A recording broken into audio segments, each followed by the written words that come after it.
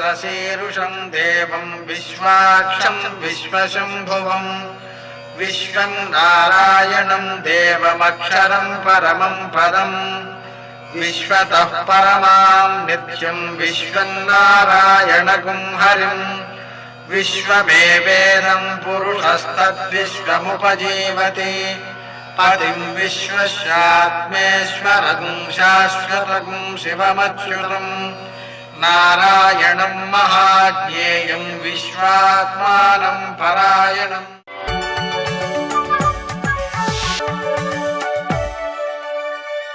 सूर्यशौर्यमथेन्दुरिन्द्रपदवी सन्मङ्गलं मङ्गलम्। आपदामपहर्तारं दातारं सर्वसंपदां लोकाभिरामं శ్రీరామం మోక్షదంతం నమామ్యహం. నేటి కాలమాన విశేషాలను గమనిద్దాం. స్వస్తి శ్రీ చాంద్రమాన దుర్ముఖనామ సంవత్సరం, దక్షిణాయనం, శరదృతువు, కార్తీక మాసం, శుక్లపక్షం, బుధవారం. సూర్యోదయం 6:18 సూర్యాస్తమయం 5:40 తిథి తదే పూర్తిగా ఉంది. నక్షత్రం అనురాధ సాయంకాలం 5:55 వరకు. వర్జం రాత్రి 12:10 నుంచి 1:58 వరకు. దుర్ముహూర్తం ఉదయం 11:36 నుంచి మధ్యాహ్నం 12:22 వరకు. అమృతకాలం శేషంగా మిగిలినది ఉదయం 8:02 వరకు. రాహుకాలం బుధవారం కాబట్టి మధ్యాహ్నం 12 నుంచి 1:30 వరకు. అష్టకవర్గ రీత్యా శుభప్రదమైన సమయం సాయంకాలం 4 గంటలకి. నేటి విశేషం కార్తీక మాసం, దానిలో 3వ రోజు. కార్తీక మాస సందర్భంగా సూర్యోదయానికి ముందే స్నానం చేయడము, సూర్యోదయానంతరం పూజాధికాన్ని నిర్వర్తించుకోవడము, దీపాలు పెట్టుకోవడము, దీపదానం చేయడము, నదీ స్నానం చేయడము. అదేవిధంగా ఈరోజు ఉన్న విశేషం త్రిలోచన గౌరీ వ్రతం. 3 కన్నులు కలిగినటువంటి గౌరీదేవిని శంకరుణ్ణి కలిపి పరివారంతో సహా పూజ చేయడం ద్వారా అమ్మవారి యొక్క అనుగ్రహంతో సకల శుభములు చేకూరడంతో పాటుగా నిత్యావసరములన్నీ సమకూడేటువంటి పరిస్థితులు బాగుంటాయి. అదేవిధంగా ఈరోజు బుధవారం కాబట్టి పెసలతో శంకరునికి, కార్తీక మాసం శంకరునికి ప్రీతికరం కదా, కేజీంపావు పెసలు ఆయనకి పూజ చేసి వాటిని ఆవులకు పెట్టడం ద్వారా బుధ సంబంధమైన దోషాలన్నీ కూడా నివారించబడతాయి. బుధవారం విష్ణుమూర్తికి కూడా ప్రీతికరమైనది కాబట్టి విష్ణు సహస్రనామ స్తోత్రాన్ని పారాయణ చేసుకోవడం మొదలైన వాటి ద్వారా మనకు బుధుని యొక్క దోషాలు నివారించబడతాయి, శని యొక్క దోషాలు కూడా నివారించబడతాయి. నేటి ఆణిముత్యాలు.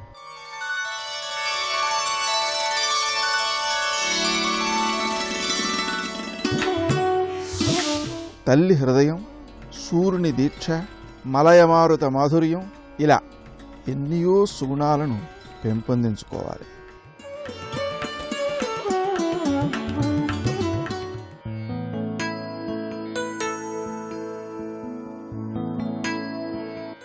ఆత్మ శరీరం వేరనుకోవడం మూర్ఖత్వం.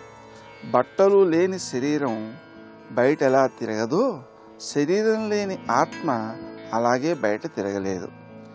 ఆసుపత్రి అయినా ఆలయమైనా కలిసి వెళ్లాల్సిందే.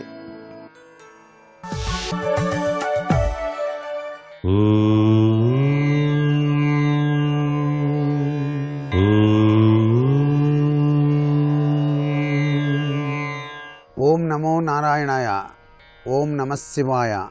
శ్రీ కార్తీక దామోదరాయ నమః. అసుతోషుడైనటువంటి పరమేశ్వరునికి, నీరజాక్షుడైనటువంటి మహావిష్ణువుకు ప్రీతివంతమైనటువంటి ఈ కార్తీక మాసంలో ప్రతి ఒక్కరూ కూడాను ఉపవాసం అనేటువంటిది ఆచరించేటువంటి సంప్రదాయం ఉంది. ఈ ఉపవాసం వలన హరిహరుల యొక్క అనుగ్రహం తప్పనిసరిగా వచ్చి తీరుతుంది. చాలామంది ప్రతినిత్యం కూడా ఉపవాసం ఉండేవాళ్ళు ఉంటారు. కొంతమంది ఏకభుక్తం కూడాను చేస్తారు. మరికొందరు ఛాయానక్తం అంటారు. అంటే ఉదయం నుంచి సాయంత్రం వరకు ఉపవాసం ఉండి సాయం సంధ్యా సమయంలో పరమేశ్వరుని ధ్యానం చేసి నైవేద్యం సమర్పించి నక్షత్ర దర్శనం చేసుకొని భోజనం చేస్తారు. ఇలా కార్తీక మాసం అంతా కూడాను ఆచరించేటువంటి ఈ ఉపవాస ప్రక్రియ ఆయుష్ను పెంచుతుంది. ఆరోగ్యమస్తు, ఐశ్వర్యమస్తు అని చెప్పేసి శాస్త్రం. అంతేకాకుండా ఈ కార్తీక మాసంలో ఆచరించేటువంటి ఈ చన్నీటి స్నానం, దీపాలు వెలిగించటం, అలాగే దానాలు చేయటం, ఉపవాసం ఉండటం, ఇవన్నీ కూడా ఆచరించినప్పుడు మనిషికి తేజోవంతమైన ప్రభావం వచ్చి తీరుతుంది. ఒక విధమైన కళ ఆ శరీరంలో ఉట్టిపడుతూ ఉంటుంది. అందుకనే ఈ మాసంలోనే హరిహరాత్మకుడైనటువంటి అయ్యప్ప దీక్ష తీసుకునే వాళ్ళ సంఖ్య కూడా అధికంగానే కనిపిస్తుంది. నిత్యం నామ సంకీర్తనతో వారు అయ్యప్పను ఆరాధన చేస్తూ ప్రాతః సంధ్యా సమయంలో చాలా చక్కగా పాటలు పాడుతూ స్వామిని అర్చన చేసేటువంటి విధి విధానం కూడా కనిపిస్తోంది కదా. ఏది ఏమైనప్పటికీ ఈ మాసం అంతా కూడాను పుణ్యఫల తత్వాన్ని ప్రసాదిస్తుంది. ఈరోజు దానం ఉప్పు. అలా ఉప్పు దానం చేయటం కూడా విశిష్టవంతమైన ప్రభావాన్ని కలిగింపజేస్తుంది. శ్రీ కార్తీక దామోదరాయ నమః.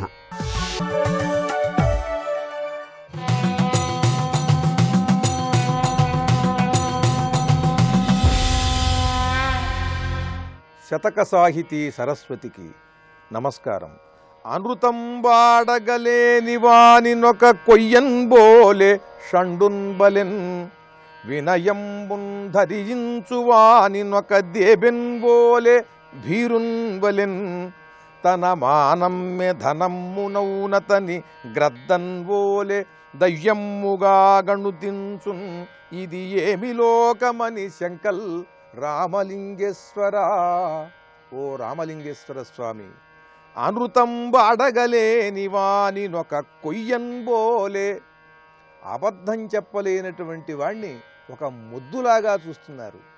ఆ అబద్ధం ఆడకుండా అలా నిలబడాలంటే వాడు ఎంతటి స్థిరత్వాన్ని, దృఢత్వాన్ని హృదయంలో వాడు వహించాడు, ఎన్ని వద్దనుకుంటున్నాడు వాడు.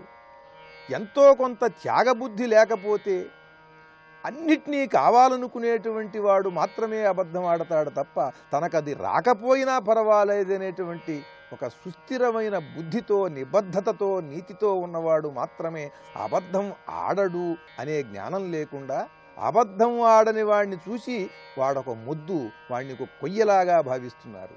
అనృతం వాడగలేని వానినొక కొయ్యన్ బోలే షండున్ బలెన్, వినయం ముందరించు వానినొక దేబెన్ బోలే. స్వతసిద్ధమైన వినయం ఉంటుంది, అది జన్మతః వస్తుంది కొంతమందికి. ఈ వినయం జన్మ సంస్కారం వల్ల వినయంగా ఉంటారు. కొంతమంది విద్య వల్ల వినయాన్ని పెంపొందించుకుంటారు. కొంతమంది గురు శుశ్రూష వల్ల, నిరంతరం పెద్దలను సేవించటం వల్ల, పెద్దలను గౌరవించాలనే భావం, వారి అనుభవ జ్ఞానాన్ని చూసి ఆశ్చర్యపడి వారిని మనం గౌరవించాలి అనేటువంటి బుద్ధితో వినయాన్ని అవలంబిస్తారు.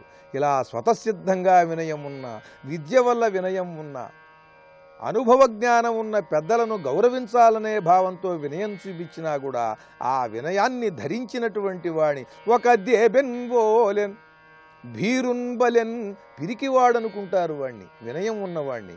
తన మానమ్మె ధనమ్మునౌనతని గ్రద్దన్ బోలే దయ్యమ్ముగా గణుతించున్. చాలా స్వాభిమానంతో ఉంటాడు ఒకడు, అదే తన సంపదగా భావిస్తాడు. వాణ్ణి ఏదో పెద్ద గ్రద్దలాగా, వాడిని ఒక పెద్ద దయ్యంలాగా వాడిని చూసి భయపడిపోతూ ఉంటారు. వాడిని గురించి చిత్ర విచిత్రంగా మాట్లాడుకుంటూ ఉంటారు.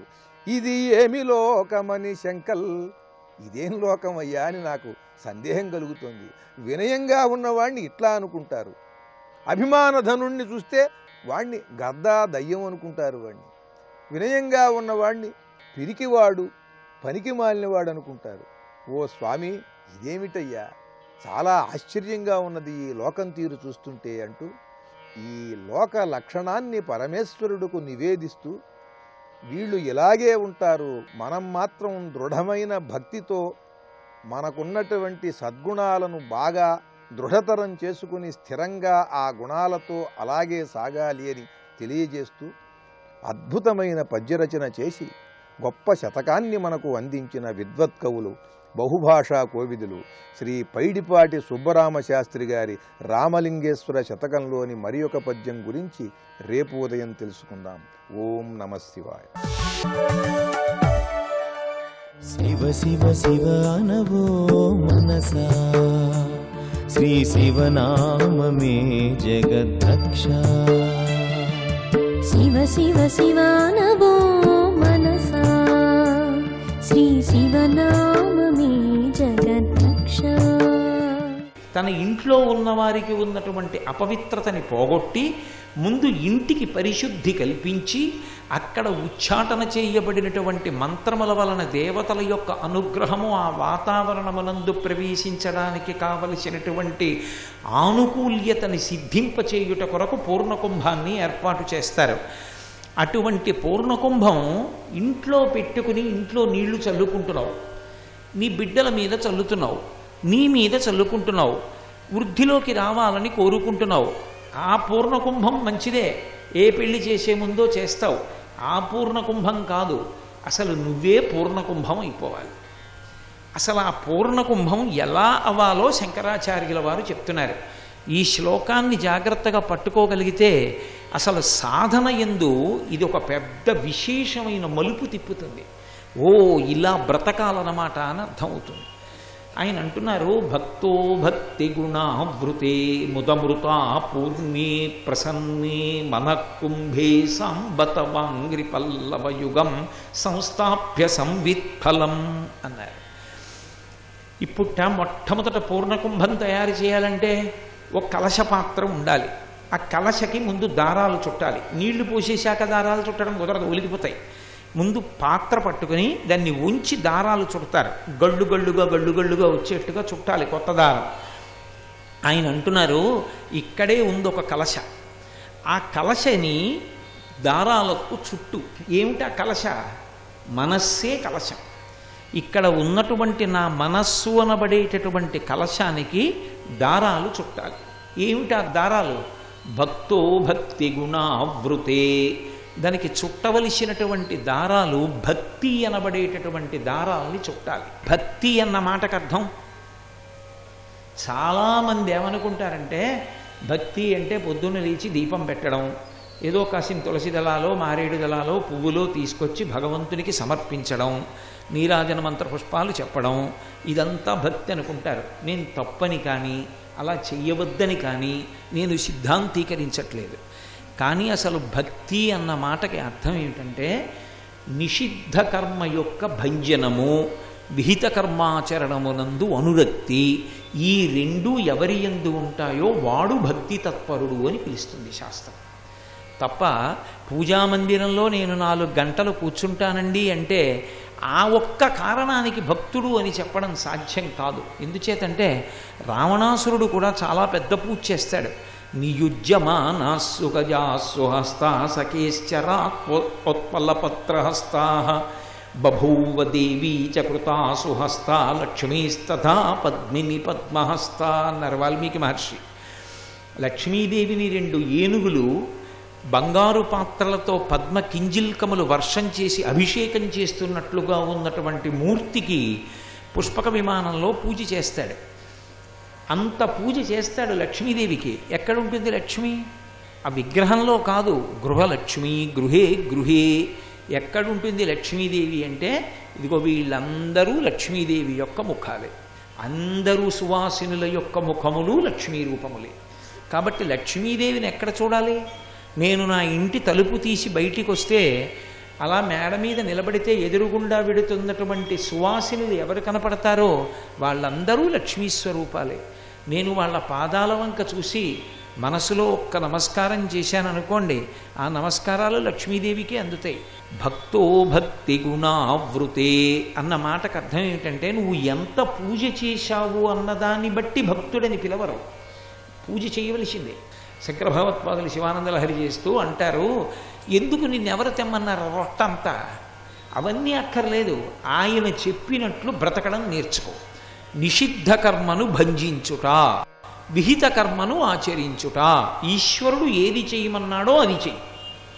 తెల్లవారుసాము లే, స్నానం చెయ్యి, పెద్దలు కనపడితే వినయంతో నమస్కారం చెయ్యి. ఆయన ఏమి చెయ్యమని చెప్పాడో అవి చెయ్యడంలో లోపం చేయకు. ఆయన ఏవి చెయ్యొద్దని చెప్పాడో అవి చెయ్యకుండా ఉండడం నేర్చుకో. ఈ రెండూ నేర్చుకుంటే ఈశ్వరుడు కాపాడతాడు. దానికి భక్తి అని పేరు. అందుకే మీకు ఈ భక్తి ఏర్పడడానికి మొట్టమొదట ఉండవలసినటువంటి లక్షణం ఏమిటో తెలుసా? అసలు వాడు ఉన్నాడన్న నమ్మకం ఒకటి ఉండాలి. ఆ నమ్మకం ఎలా ఉంటుందంటే ఉండి ఉండకుండా ఉంటుంది. చాలా చోట్ల ఎలా ఉంటుందంటే అది ఖచ్చితంగా ఉంది అని చెప్పడం కష్టం. ఉంది అని చెప్పలేరు, లేదు అని చెప్పలేరు. రెండిటికి మధ్యలో సతమతం అవుతూ ఉంటాడు. ఉన్నాడంటాడు, పూజామందిరంలో పూజలు చేస్తాడు. ఉన్నాడంటాడు, చెయ్యకూడని పనులన్నీ చేస్తూ ఉంటాడు. మరి ఉన్నాడన్నది నిజమైతే వద్దన్నం ఎందుకు చేస్తావు? ఉన్నాడన్నది పూర్తిగా నమ్ముదా ఉంటే మరి పూజలు చేస్తున్నావు? ఉన్నాడని నమ్ముతున్నావా? ఉన్నాడని నమ్మినా నీ అంతా నువ్వు నీ ఇష్టం వచ్చినట్లు ప్రవర్తిస్తున్నావా? ఇది నిర్ధారణ కావాలి అంటే అసలు వాడు ఉన్నాడు అన్న విషయంలో పరిపూర్ణమైన విశ్వాసం ఏర్పడాలి. వాడు ఉన్నాడన్న విషయంలో పరిపూర్ణమైన విశ్వాసం ఎందుకు ఏర్పడుతుంది? ఆయన ఉన్నాడని నమ్మగలిగితే అప్పుడు వాడు చెప్పినట్టు వింటాం మనం. వాడు ఉన్నాడన్న నమ్మకం దేనివల్ల కలగాలి? కలిగితే భక్తి అంటారు. అప్పుడు కదా వద్దన్న పని చేయడం. ఓ భవనం కనపడింది అంటే భవనాన్ని కట్టినవాడు ఒకడు ఉన్నాడు అని గుర్తు. ఓ కంకణం దొరికింది అంటే ఆ కంకణానికి యజమాని ఎవరో ఉన్నాడు అని గుర్తు. వాళ్ళు కనపడరు కానీ వాళ్ళు ఉన్నారు వెనక. భగవంతుడు ఉన్నాడు అని నమ్మడానికి ఎక్కడికో వెళ్ళి ఏవో పుస్తకాలు చదవక్కర్లేదు. ప్రహ్లాదుడు అంటాడు భాగవతంలో, పానీయంబులు త్రాగుచున్ పొడుచుచున్ భాషించుచున్ హాసలీలా నిద్రాదులు చేయుచున్ తిరుగుచున్ లక్షించుచున్ సంతత శ్రీనారాయణ పాద పద్మజుగళీ చింతామృతాస్వాద సంధానుండై మరచంచురాలిసుతుడే తద్విశ్వమున్భూవరా అన్నాడు. భగవంతుడు ఎక్కడ లేడు కనుక భగవంతుడు ఉన్నాడని కొత్తగా నమ్మడానికి, ఆయన ఉన్నాడనడానికే సమస్తమైన ఆధారములు ఉన్నాయి. కాబట్టి ఈశ్వరుడు యొక్క నిర్మాణ ప్రక్రియలో కేవలం నిర్మించడం కాదు, దయ ఉంటుంది. అరే వీడు జాగ్రత్తగా ఉండాలని అంత దయతో ముక్కు ఏర్పాటు చేశాడు. ఏవి అత్యంత అవసరములో వాటిని రెండు పెట్టాడు. గభాల్లో ఒకటి పాడైన రెండో దాంతో వీడు బతుకుతాడని. కన్నులు చాలా అవసరం, రెండిచ్చాడు. ఏ కారణానికైనా ఓ కంటికి ఇబ్బంది వస్తే రెండో కంటితో చూస్తూ బ్రతుకుతాడు. అప్పుడు రెండో కన్ను పుంజుకుంటుంది. ఈలోగా భగవంతుని యొక్క ఉనికి, వాడు ఉన్నాడు అని నమ్మడానికి ఇంతకన్నా సాక్ష్యాలు నీకేం కావాలి?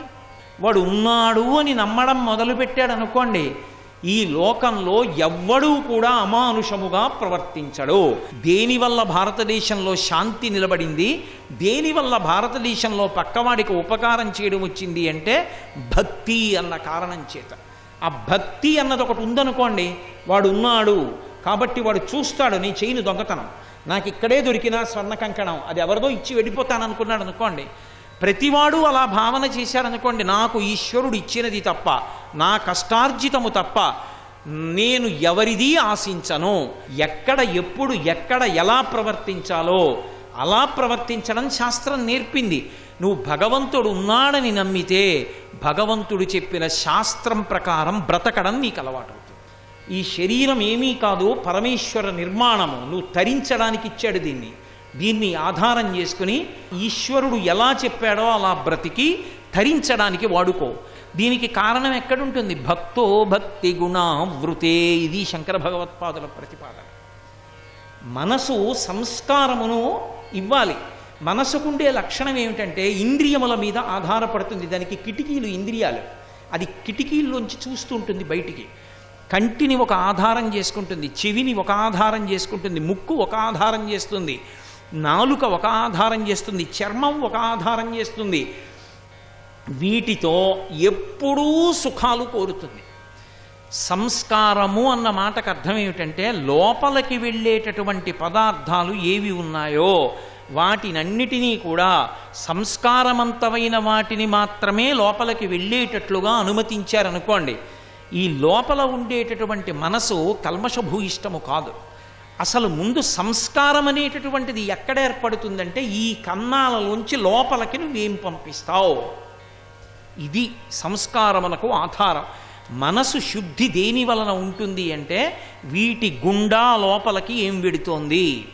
ఈ కంటితో నేను ఎప్పుడూ ఏదో రామాయణం, భాగవతం, భగవద్గీత, భగవత్ సంబంధమైన విశేషాలు, పెద్దలు చెప్పినటువంటి మాటలు, మహాత్ముల యొక్క మూర్తులు ఇవి చూస్తున్నాను అనుకోండి, లోపలికి వెడుతున్నవి మంచి విశేషాలు కనుక మనసు పవిత్రమై ఉంటుంది. సర్వం శ్రీ ఉమామహేశ్వర పరబ్రహ్మార్పణమస్తు. స్వస్తి.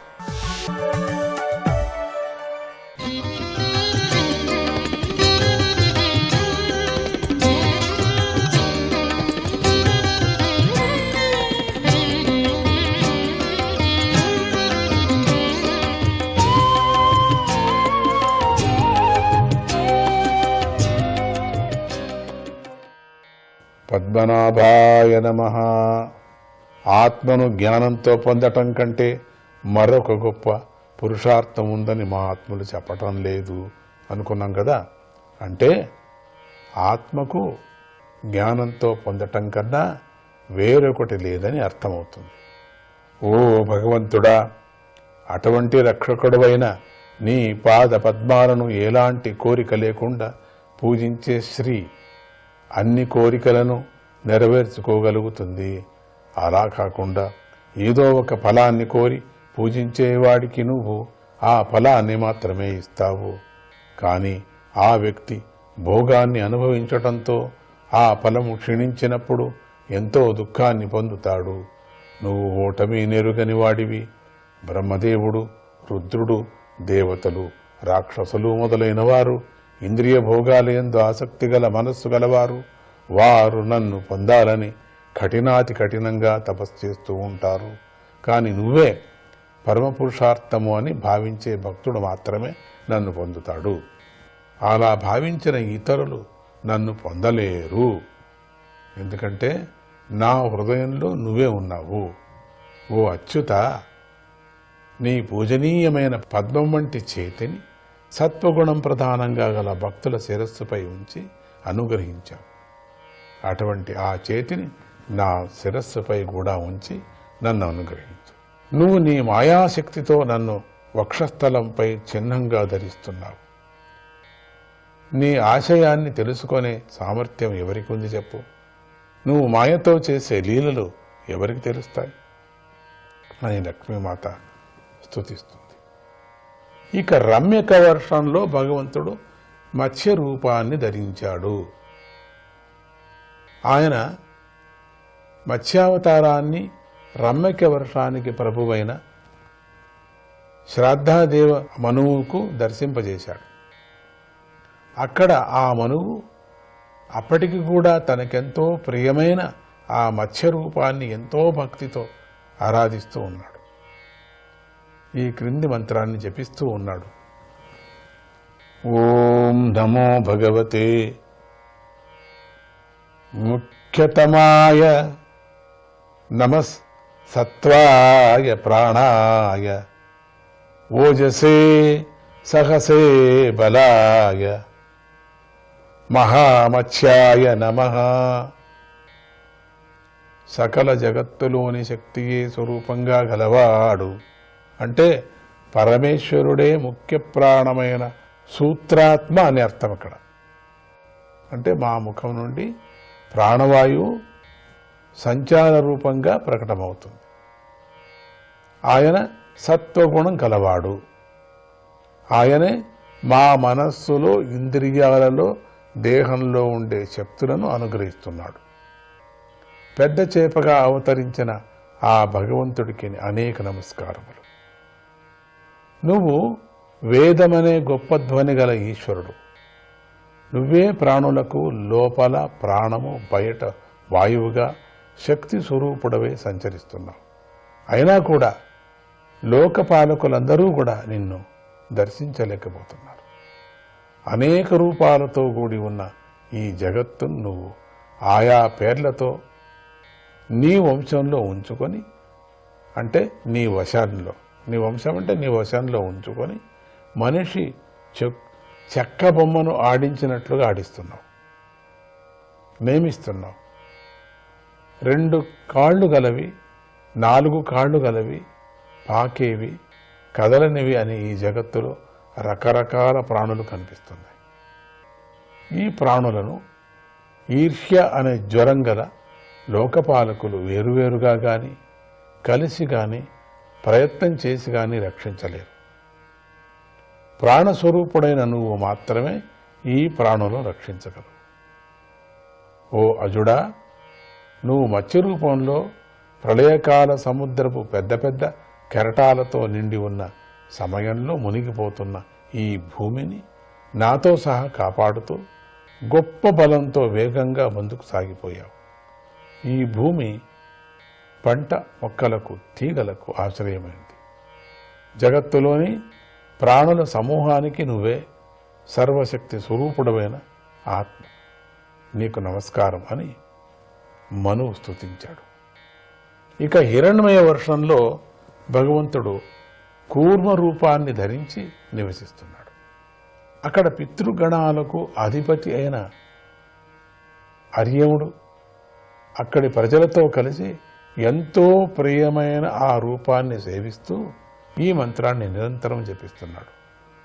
ఓం నమో భగవతే అకూపారాయ సర్వసత్వగుణ విశేషణాయ అనుపలక్షితస్థానాయ నమో వర్ష్మణే నమో భూమ్నే నమో నమో వస్తానాయ నమో నమో వస్తానాయ నమస్తే నమస్తే. ఓ ఆది కూర్మ భగవంతుడా, నువ్వు పూర్ణమైన సత్వగుణం విశేషంగా గలవాడవు. నీటి యందు సంచరించటం వల్ల కనిపించుకోకుండా దాగి ఉంటావు. కాలాతీతుడవైన నువ్వు సర్వవ్యాపకుడవు, సర్వానికి అధిష్టానమైన ఉన్నావు నువ్వు. నీకు అనేక నమస్కారములు. సర్వ పదార్థాల్లోనూ ఉన్న ఈ జగత్తు నానా నామరూపాలుగా భాషిస్తుంది. ఇది నీ మాయాశక్తితోనే ప్రకాశించబడుతోంది. వస్తు నిశ్చయం చేస్తే ఇది మిథ్యమని తెలుస్తూ ఉంది. దీనికి నిజమైన ఉనికి లేదు కనుక దీనిలో నానాత్వాన్ని లెక్కించటం సరైనది కాదు. ఈ విధంగా అనిర్వచనీయమైనటువంటి జగద్రూపంగా ప్రకటమైన నీకు నమస్కారము. గర్భాశయం నుండి పుట్టే మానవులు మొదలైన ప్రాణులు, చెమట నుండి పుట్టే నల్లుల మొదలైనవి, గురుడ్డు నుండి పుట్టే పక్షులు మొదలైనవి, నేలను చీల్చుకొని పుట్టే చెట్టు చామలు, కదిలేవి కదలనివి అయినటువంటి సకల ప్రాణులు, దేవతలు, మహర్షులు, పితృదేవతలు, పంచభూతాలు, ఇంద్రియాల సమూహము, స్వర్గము, అంతరిక్షము, భూమి, పర్వతములు, నదులు, సముద్రములు, ద్వీపములు, గ్రహములు, నక్షత్రములు అంటూ వివిధ నామాలతో చెప్పబడే ఈ సర్వమంతా కూడా పరబ్రహ్మయే కదా. నువ్వు లెక్కించడానికి శక్యం కాని వేర్వేరు పేర్లు, రంగులు, ఆకారాలు గల ఈ జగద్రూపంగా ప్రకటమయ్యావు. అటువంటి నీ ఏకస్వరూపమందు కపిలుడు మొదలైన సాంఖ్యాచారులు తత్వాలను కల్పించారు కదా. అసలు నీ యథార్థ స్వరూపాన్ని తెలుసుకుంటే ఈ భేద దృష్టి ఉండదు. ఆ సాంఖ్యా సిద్ధాంతం కూడా నీ స్వరూపమే. నీకు నా నమస్కారం అని అర్యముడు స్తుతిస్తున్నాడు. ఇక ఉత్తర కురు వర్షమందు యజ్ఞేశ్వరుడు భగవంతుడైనటువంటి శ్రీహరి వరాహ రూపాన్ని ధరించి ఉన్నాడు. ఆయనను భూదేవి కురుఖండంలోని జనులతో కలిసి నిశ్చలమైన భక్తితో ఉపాసిస్తూ ఈ మంత్రాన్ని జపిస్తూ ఉంటుంది. ఓం నమో భగవతే మంత్రతత్వలింగాయ యజ్ఞక్రతువే మహాద్వర అవయవాయ మహాపురుషాయ నమః కర్మశుక్లాయ త్రియుగాయ నమస్తే పద్మనాభాయ నమః.